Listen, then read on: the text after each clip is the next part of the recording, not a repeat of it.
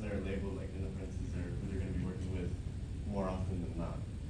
Number one, I got investors, and then here it kind of details like who are gonna be investors, where we're gonna get the money to actually like set up all like the factories, the equipment, hiring people, training people. I have personal investors, people who are looking to fund the company for a percentage of the company, and then bank loans that I will take out on either myself or against the company. And then the CEO is the second person.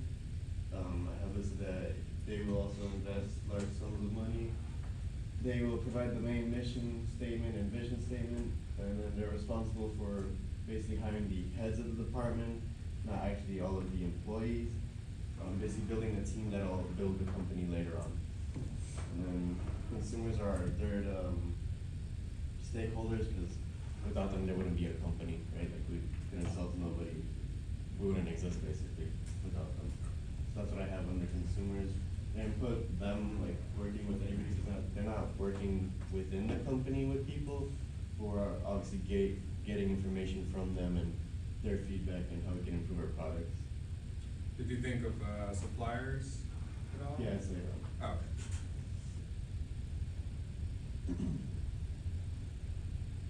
okay. Number 4 is plant managers. I forgot to do the numbers, but these guys are basically responsible for creating employee schedules, work structures. They'll work with HR to develop like payment structures, wages, and benefits and things of that nature. They're also responsible for ordering materials based on like their specific factories, because there's 2 factories. I'm gonna leave it up to the plant managers to when they order materials and how much of the materials they need to order.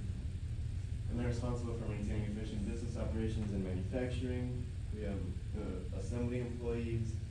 They will work with our design team and plant managers to determine release dates for new drops, how those new drops will work, when they need to start being manufactured, and how many we need to have ready for the initial drop, and then later on how many we need to manufacture to keep it going.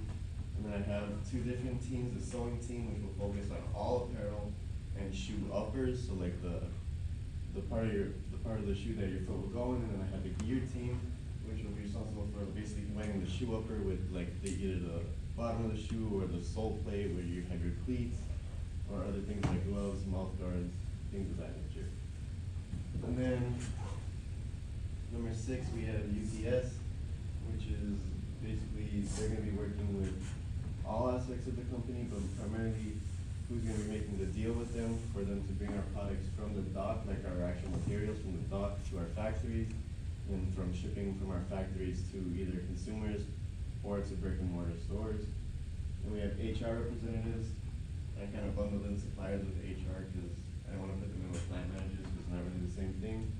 But they'll work with plant managers and other internal stockholders, like lawyers and assembly employees. They'll work on the training schedules, how we're gonna train people, the employee handbook, hiring employees. They're gonna work with plant managers to see how many employees they need to hire for each plant, when they need to hire, what kind of employees. We have lawyers who are responsible for basically making sure we don't break any laws in terms of like bringing materials over from other countries, making sure we're not infringing on copyrighted information, just trying not to get a suit. And then brand ambassadors, these guys are pretty big in our organization because we're gonna need them to also attract consumers, but also give us feedback on what they wanna see, what is actually good for their sport, so that we can actually make a quality product that people will wanna buy. All right, excellent job. Good job. Any questions? Looks pretty good to me. We got it. All right, thanks, John. Yep.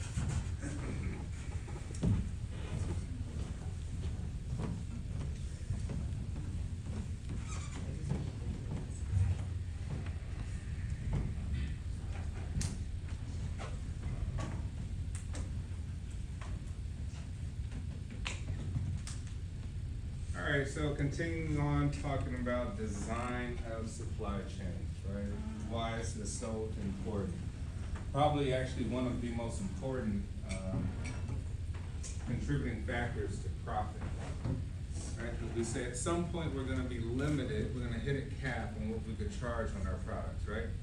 So we're gonna be left with a few restrictions. right? We're gonna have some limited capabilities at that point. So either we say, hey, we start creating new products, right? Some new innovations, some new products, which could be very costly, right? Introducing new things is pretty risky too, because we don't know how customers will respond to those. Or we can look at what we currently have, right, our operations, and create more efficiencies so we are able to maximize the potential of making a profit, right? So we got our network design. What all can impact, what are some things that can impact our network design, right? We design an entire network of how we get goods from beginning to finally to the customer. What are some of the things that we think can sort of impact that process, either in a positive way, negative way, or any way at all?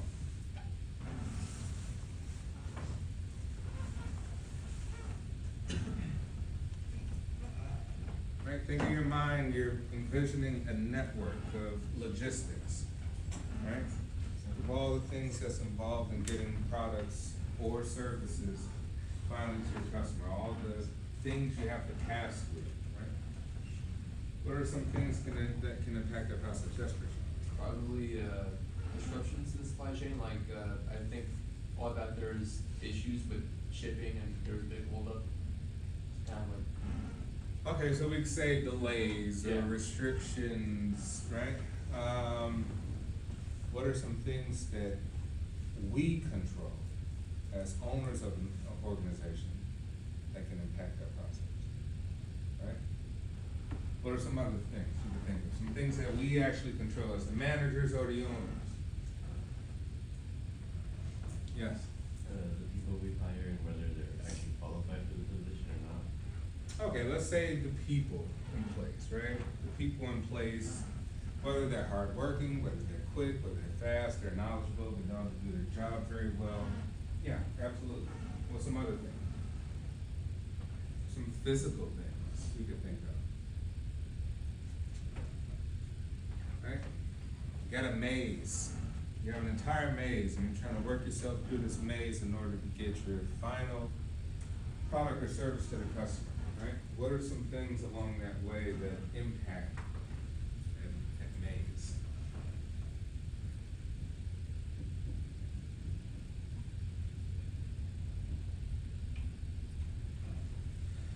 Think of the number of plants, right? The number of physical spaces you have. You're like, okay, well, one thing can impact it is having too many locations of something, right? Maybe you got too many plants. Maybe you got too many warehouses, right? Maybe you have too many retail locations, right? And so we see a lot of places go out of business because they literally just got too many places, right? I think Subway has some of the most stores of any store. It's McDonald's, Subway, Dunkin' Donuts, 35,000 stores. All right, so you could say you have too much of something, which makes your operation completely inefficient because things have to pass through many loopholes, right? It has to go maybe from here, from a distribution center to a warehouse, from a warehouse to this retail location, or this regional center to this retail location, right?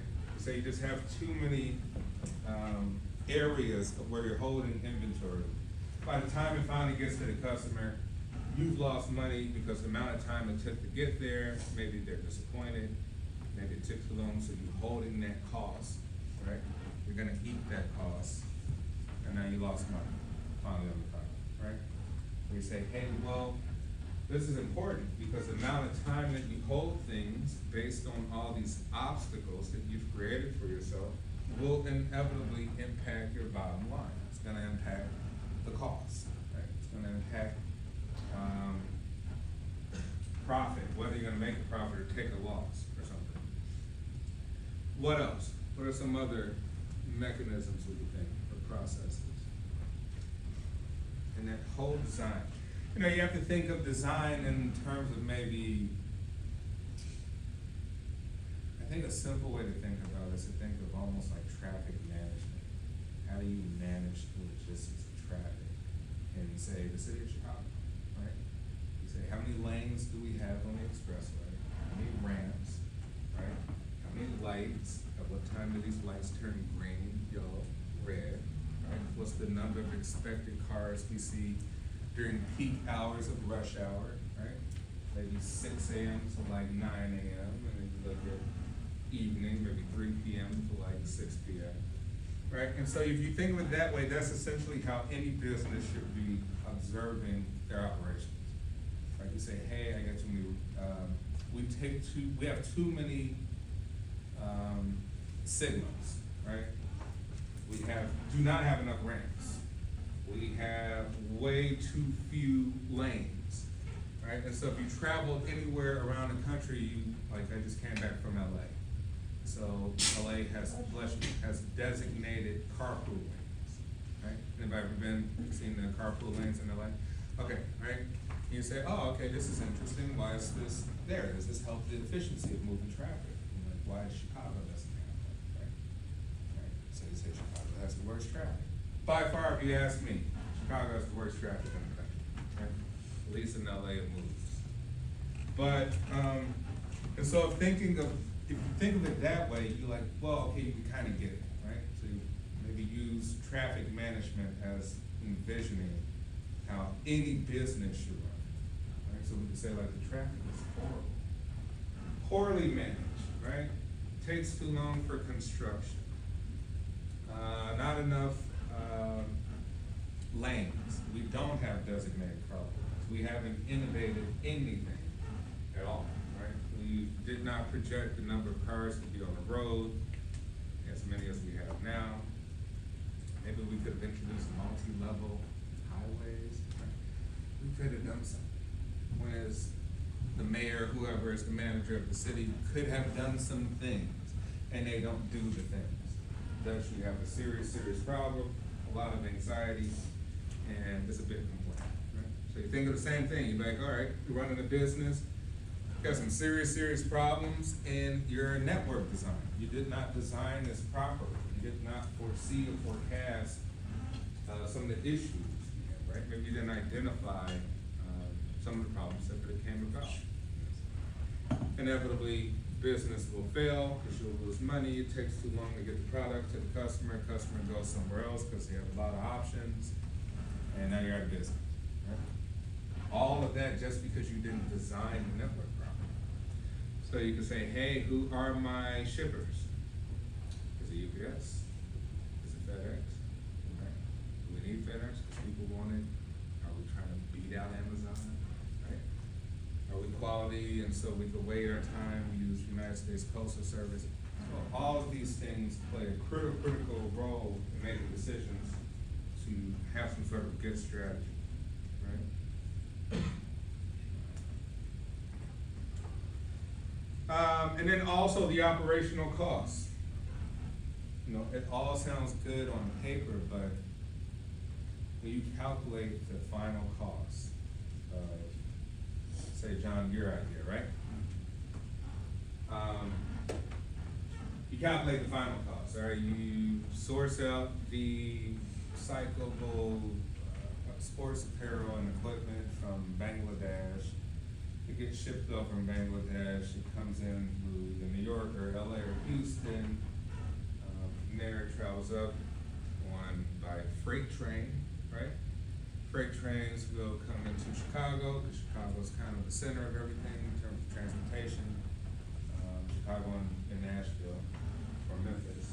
And from there, okay, now you got 18-wheelers. The 18-wheelers have to finally come up to Chicago, drop it off in some sort of warehouse, right? And now the warehouse has a van, and the van has to take it to a place where you're gonna assemble the final stuff, right? You're gonna assemble it, and you're waiting, you know, you maybe already had orders for these things, right? So now you finally have it at your place of assembly. Now you're gonna assemble the things. Now you got it assembled. Like you say, you'd probably be selling direct to customer online. Well, you may have retail locations too. You may send it to Dick's Sporting Goods, you may send it to somewhere else. Right? Wow, that's a very lengthy process, right? Like, what are some of the shortcuts that could have taken place to make it quicker, to make it cheaper, to make it more efficient, right? What are some of the issues that come around? Well, it just takes too long, right? So it just doesn't really work in trying to get it to the customer, get it to Dick's Sporting Goods or wherever, get it on the shelves. And by the time we do get it on the shelves, guess what? Our competitors already got theirs on the shelves. And so they bought the competitors and they get to put yours on clearance and sell, put on clearance and sell, you lost money, right? So we say, this is kind of how to think of the intricacies, you know, of a successful business versus just a business. Resilient businesses. Not all of them are successful because not all of them are efficient in their operations. You drive down North Avenue, right? Go on Harlem on North, and you make a left on North Avenue, you see a ton of restaurants, and they're gone. No, but the businesses are closed, right? You see all of these little strip malls. The businesses are gone. They're closed, right? You see a few open places. Maybe a Panera opened up and they're getting all the food, the market right now, but all the mom and pop stores failed. Why the mom and pop stores failed?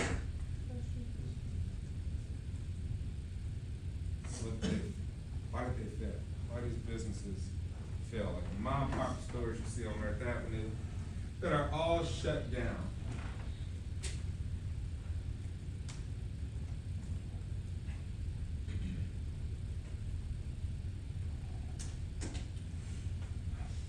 Right, they failed to innovate.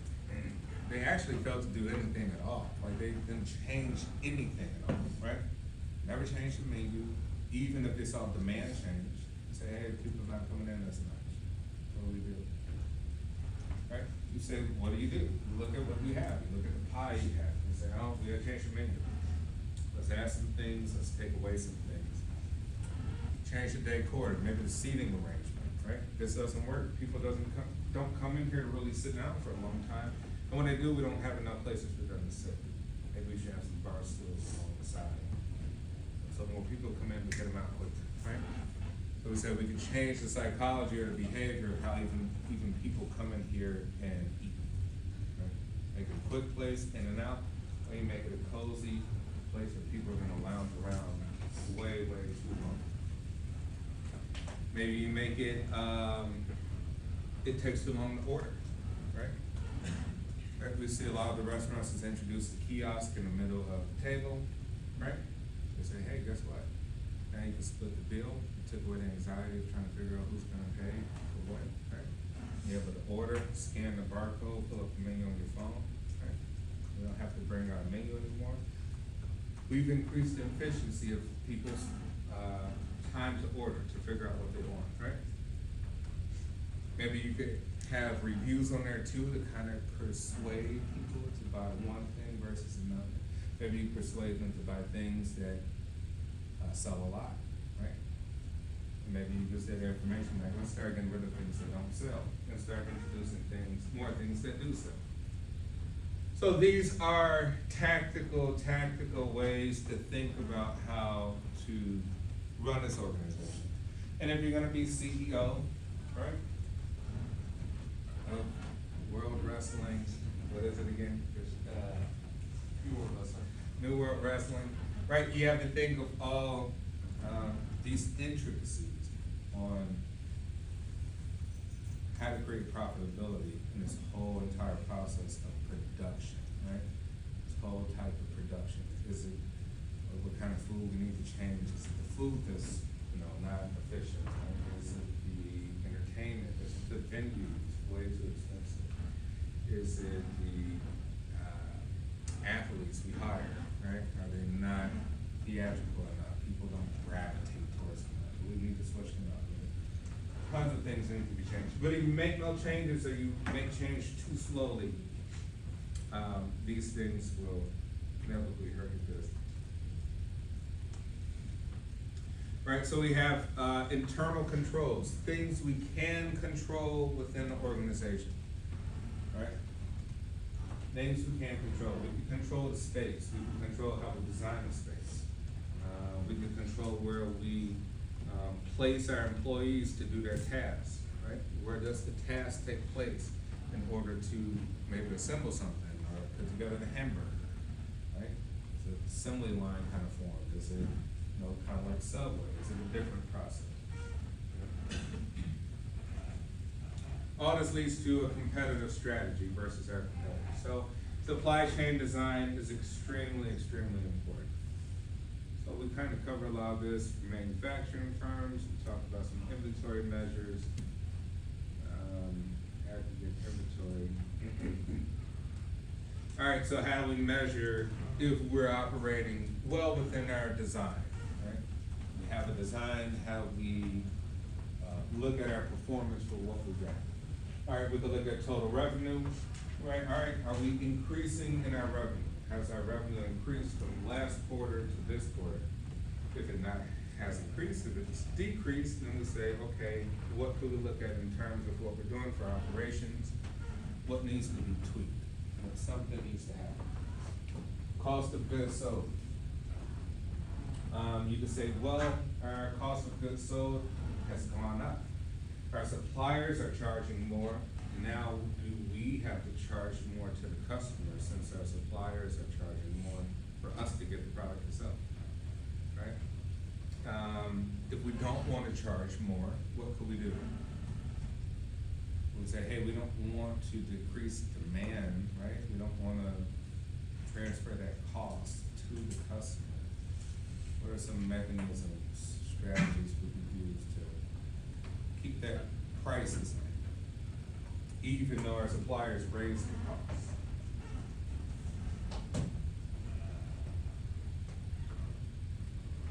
What kind of tweaks we would have to make around our business, our operations?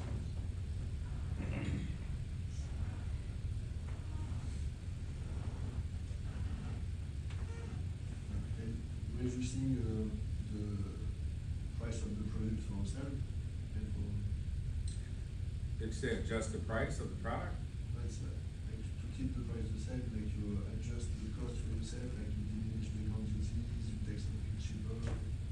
Okay, so maybe would you just go to another supplier and see if you can get it cheaper? You say, okay, I'm gonna stop this relationship with this supplier because he jacked up the price and go somewhere else? Or what else? Like, what do you think? It's also like you can make your product less pricey for yourself. Make it less pricey for yourself. Yeah. But how would you do it? By reducing like the quantities of things you may use to make it. Okay. Alright, so maybe your example is kind of like in manufacturing, right? This is how you make it cheaper. Well, you may have to change the product itself, right? Maybe is we limit the number of screws that go into the product. Right? Screws cost money, nails cost money, wood costs money, plastics cost money. So we change, we say, we start to look at that bill of inventory, those materials, everything that goes into the final product. I say, let's eliminate, we have 50 screws to make this thing, let's see if we can do it at 25. That may cut the cost a little bit, right? Eliminate some of the plastics, wood, maybe replace it with different materials, right? Find a substitute that's cheaper, right? Find something that's cheaper. But then you say, well, you do that, now you probably impacted quality, right? And you say, well, people buy it at that price because of that quality. If you make it a cheaper product, guess what? They're like, we no longer identify this as being of this quality. Now we'll go somewhere else because we think this is kind of same crap as this versus something, right? For less cheaper, right? So what I mean is that it'll be a reaction either way you go. Who else could think of something? Yes? Probably adding, complementary products to cover the cost. Alright, so adding some complementary products because as supplier raise the products, our cost for our main products, right? Now we say we add some sort of complementary ones to kind of adjust or make, add a little bit of profit to kind of mitigate that loss. What else? Let's think of some creative ways. What can we do? Where could we cut costs? Yes. I was thinking maybe like keeping the quality, like good quality, but maybe decreasing the inventory and maybe like increase sort of the demand, like maybe like a special time offer type of thing, Mhm. just diminish the inventory you have to, or to cut those costs that you're. Yeah, so a few things you said there. One is like, well, how much does that sell? Right, we sell a lot of it. If we hold a lot of inventory, maybe we decrease the amount of things we order, right? And we say, holding inventory costs money. So now if we hold just less inventory of it, maybe that costs, we kind of, can mitigate that loss in some way. Yeah, that's a really good example, right? You just cut the amount that you order. You say, I don't order as much, because maybe the demand is not that high for that, and we're holding too much of that. Decrease the inventory by 20%, and now that inventory cost has lowered, and therefore you may create some sort of balance. Right? What else? Rather think of anything else.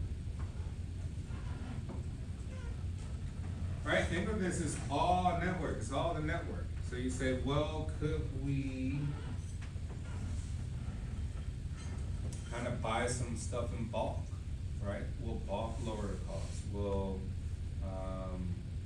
getting things shipped over in bulk, right? Instead of different separate shipments. Could that be a strategy we could use to mitigate the cost? Will we get rid of some employees, right? If it's something that we absolutely need to sell to customers, it's one of our major products that we sell or services that we provide, we may say, we can't get rid of this supplier. We are kind of constrained. This is a restriction. With this restriction, we gotta lay some people off, right? In order to mitigate the cost, right? You gotta make some executive decisions and say, well, we have to get rid of some people. Maybe we'll hire some contract workers in replacement for that for the time being. Maybe we do this temporarily until we find a new supplier who could give us something cheaper. So there's a multitude of things you could do, right? You could decrease the quality of what you're providing. You could change the way that you get it shipped to you, change the inventory levels, all sorts of things. Then we got operating expenses. Right, so we can measure just by looking at how much it's costing us to operate to get stuff done, right? How many, the number of employees we have, working for us, is that working out for us? Overhead, utilities, insurance, building, vehicles, all of the above. We can also look at our cash flow, right? We could say, well, what does our cash flow statements look like from last quarter or the previous year? Right? Do we have too many people buying things on credit, right? There's other ways we could use some sort of mechanisms financially in order to restructure things so that we could improve that. Working capital, right? So we can see our working capital, amount of money that we use in order to kind of make things work in terms of investment, buying things from our suppliers, buying buildings, et cetera, and return on assets. Remember, return on assets more deals with looking at everything within operations as an asset. Right? So you're looking at buildings, plants, your inventory is an asset. Well, you still hold it, it's an asset of some kind, your machines, people, all of the above.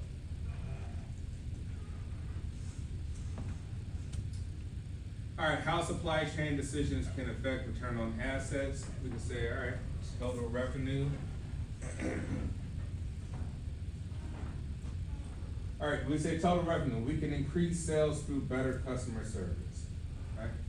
So one way we can increase our return on assets, hey, just have better customer service, right? Maybe our customer service stinks, and we're gonna have to go out and outsource. We're gonna contract with a company that does this. They do this in their industry, and they do it very well, and we're gonna outsource that, right? Outsource our customer service. Cost of goods sold, reduce cost of transportation and purchase materials, so we'll find new suppliers, maybe new distributors. maybe hire a logistics consulting company to kind of help us with those logistics. Operating expenses, reduce fixed expenses by reducing overhead associated with supply chain operations. So yeah, we could reduce some fixed expenses, so we reduce, our buildings, other things like that, maybe even salaries could be fixed expenses. And we look at net cash flow, improve positive cash flow by reducing lead times and backlogs, right? So if we have constraints within our lead times, in our production of our finished goods and backlogs, we could help improve net cash flows. Inventory, increased inventory turnover, which just means we won't be holding inventory as much, right? So if you increase inventory turnover, it means you're not holding a lot of inventory, right? You're getting rid of it very, very fast, you're working more efficient. So if you have less inventory turnover, it means you're holding inventory a lot more, right?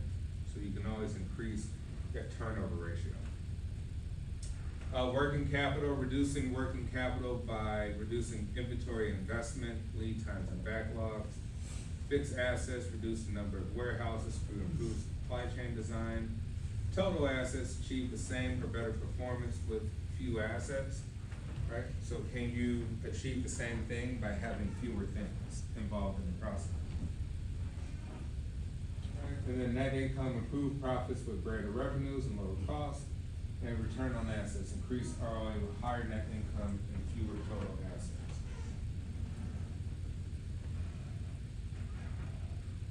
So we say some efficient supply chains, make to stock, right? As opposed to ones that are responsive. Responsive just means that, customers' orders come in and now we're gonna respond to how we're gonna get it out to them, right? Whereas this make to stock, we already got it there. Customer makes an order, we just send out the order, right? I think we covered these.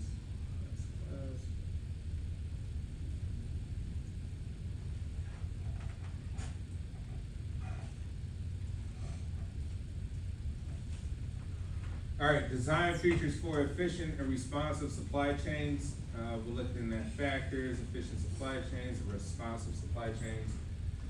So we say a factor of operating strategy. Make to stock standardized service or products, emphasize high values, right? So we say make to stock. The stuff will be there on the shelves, ready to go. All we're doing is waiting for orders to be sent out. So we can have a high volume of that, which means we can get a ton of things out very quickly and satisfy our customers' needs. With responsive supply chains, we have assemble to order. So an order comes in, now we have to assemble it. Make to order, now we have to make it, or design to order. We have to completely design it, right? So we can say maybe in the housing industry, individual wants to build a custom home. Right? A couple wants to build a custom home, so they go to an architectural firm and do a design, right? Design to order. They make the order to design it, architect designs it, sends it over to a builder, and the builder will ultimately, get that final product to the customer. Or customized services or products or emphasize variety. Then we got capacity cushion. For efficient supply chains, capacity cushions are low. For responsive supply chains, capacity cushions are high, right? So we got a low cushion versus a high cushion, depending on whether you're efficient or responsive. So in efficient supply chains, inventory investment is low. It enables high inventory turns, right? So you don't have to make a ton of investment there because you're creating high inventory turnover. And for responsive, it's as needed to enable fast delivery time. And lead times for efficient supply chains, they're shortened but not increase costs, whereas responsive supply chains shorten aggressively. And finally, supplier selection. We emphasize low prices with efficient supply chains, consistent quality and on-time delivery. Whereas in responsive supply chains, we emphasize fast delivery time, customization, variety, value, flexibility, and top quality. Right, so there's given an illustration of the process here on y-axis for continuous flow, line, large batch, small batch and job features in your process. Whereas your x-axis is customized or standardizing product characteristics. So we say for responsive supply chain, typically it goes from batches, right? A job or a small batch or large batch. And here for efficient supply chain, we're looking at either line or continuous flow. We get things just continuously flow instead of just having jobs or large batch of work. Mass customization, a strategy whereby firms' highly divergent processes generate a wide variety of customized services or products at reasonably low cost. What's an example of mass customization?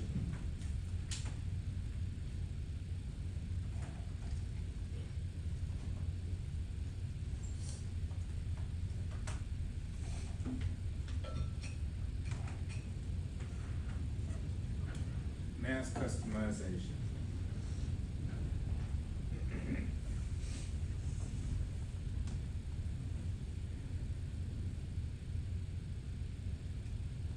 All right, highly divergent process generate a wide variety of customized services or products at reasonably low cost.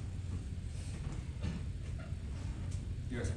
Probably restaurants where you go to, like Subway or Chipotle. Okay, yeah, you say mass customization, right? Everybody goes in the Subway, they want something different, right? Is it gonna be extremely expensive to get exactly what you want? No, it's pretty relatively reasonable, right?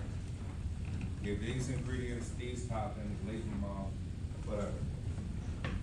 Anybody else can think of an example? Maybe getting your haircut, like going to the barber. Yeah, so you want to provide a service, right? So, your barber or your stylist is providing a service to give you a haircut or a hairstyle, and you want it exactly a certain way, right? That's not gonna be probably really expensive. Maybe for, I would say maybe for women, right? Hairstyle. What else? Let's think of one more.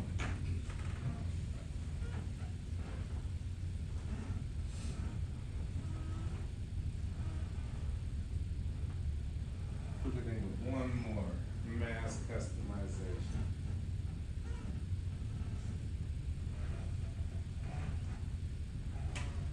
Would like clothing stores be one, could they buy it all in bulk to sell to people? Okay, but they allow you to customize it in which way? I mean, depending on the store, I guess, you can buy it, I mean, I'm not really, they customize it to a way that's gonna improve their customers. Okay, so maybe they customize just the tastes and preferences, right, or trends that's going on, right? They do it in the mass, but you know, say like H&M, Zara, that type of stuff. Or even too, now what a lot of, retailers in the fashion industry are doing, they're allowing you to buy those same clothes and then like add your like initials or something, right? So you would use all the logos they have, so, you know, I shop a lot at Ralph Lauren, right? So Ralph Lauren has it so where you can customize your polo shirt, right? So you can get whatever color you want, change the color of the collar, put a bear, put a pony, put this, put that, like, you know, so they allow for mass customization, right? And it's still, the price is not that expensive, you know? So you could get your initials on your blazer or your vest or something, right? So, and a lot of, fashion retailers are beginning to do that, because they already have the tools to do it, and they know that there is a value added for people who wanna be special, and wanna make it just theirs.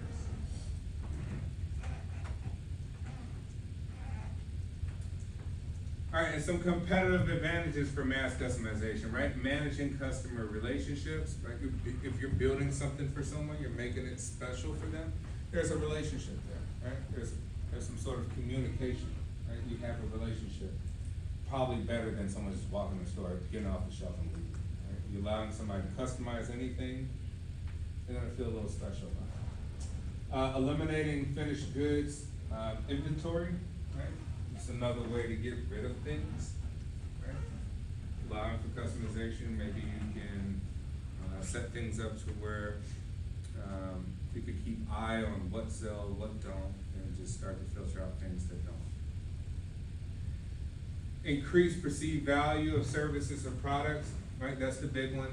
Values is just nothing more than a perception, right? So if you create something custom for somebody, there's a perception of value, and people typically will pay more. They feel the perception of value, right?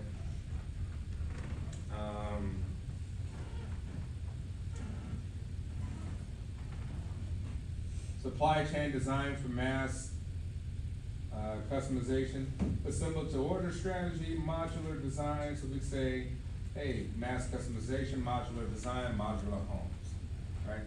Customize your tiny house, I wanna get a tiny house, right? But I want it to look like this, these colors, have these amenities, we could do that with modular home designs, right? Or we could do an assemble to order strategy, maybe John, I don't know, you know, if that's part of, you know, you're just assembling to just push out like just massive products, you're not customizing anything, right? Not. You're not doing customization, but maybe even that's something to even consider too down the line, right? Kind of like, well, is there a perception of value if I could create more of a unique, personalized, you know, product, right? Sports apparel, and you say, put your name on it, right? We're selling the jerseys, you could customize and put your last name on the back with your number. Guess what, they do it at the Sox Stadium, they do it at the Cubs Stadium, and it sells, right? So we know that people wanna feel special. So you can do that, similar to order. What time is it? 45. 45? All right, we'll end off here with outsourcing decision factors. All right, some decision factors in case we wanna outsource. Now, I think a lot of companies organize their business in a way to say, I have an excellent idea, but I don't wanna work from the ground up. Right? Companies say, I do not wanna reinvent the wheel. The wheel's already been invented. There are companies out there that do what I'm trying to get done perfectly. They've been doing it for 50 years, 100 years. They're the best at what they do. Part of what they do is part of what I wanna do with my business. So do I either hire a bunch of employees from scratch to train them, give them health insurance and benefits? And like, no, we don't wanna do that. Really, that's too expensive. It's too timely, and actually it's too risky. They still may not do it as perfect as the company, the outsourced company could do it, right? So you say, well, I'm just gonna outsource. I'm gonna outsource 80% of my operations. Everything I do with this business, I'm hiring a separate company to do each factor of it, right? I'm gonna hire for yours, you buy, I hire a production company for your, together production, right? You know, they've been doing this for 50 years, 100 years. I heard some people that work in Hollywood, and they've been doing this, they work for WWE. Hand them the money, they get a fraction of the cost. So think of this, that could also be a strategy too, of outsourcing. So, right, so wanna do customized radio installations for cars. Hey, I hire all my buddies, I'm gonna pay them $25 an hour. Oh man, they're gonna need dental insurance. Oh man, they're gonna need health insurance. Man, that's a lot of money. Man, we're going out of business. Why? This costs too much. Took too long, cost me. Or we say, yo, guess what? There's an outsourced company that could put together these radio systems very quickly. Only thing we do is install the final product. Right? They've been doing this for 50 years. I just send in the order, what they want, boom, boom, boom. They send in the final thing, we put it in. Done. I've eliminated all these employees, I've eliminated all this money that I needed, and it took a short amount of time, right? So there are a lot of companies last before you go, when I started my building, my first building, 3 flat, right, I lived in it. So it was like a duplex down, first floor basement I lived in. Had 2 other units. I'm like, all right, I'll manage it myself, save a little money, blah, blah, blah. Horrible idea. Quickly learned to hire a property management company, right? Perfect. They take all the rent, emails, get the contractors, anything work, do everything, literally everything. Literally, I don't do anything. But you learn that you don't have to do it yourself. There's companies that specialize and have been doing it a long time and probably do it a lot better than you think you can do it, right? It's probably cheaper, it saves a lot more time, but there's something to think about, right? Outsourcing. All right, I'll let you all go. You have a great long weekend, and I'll see you on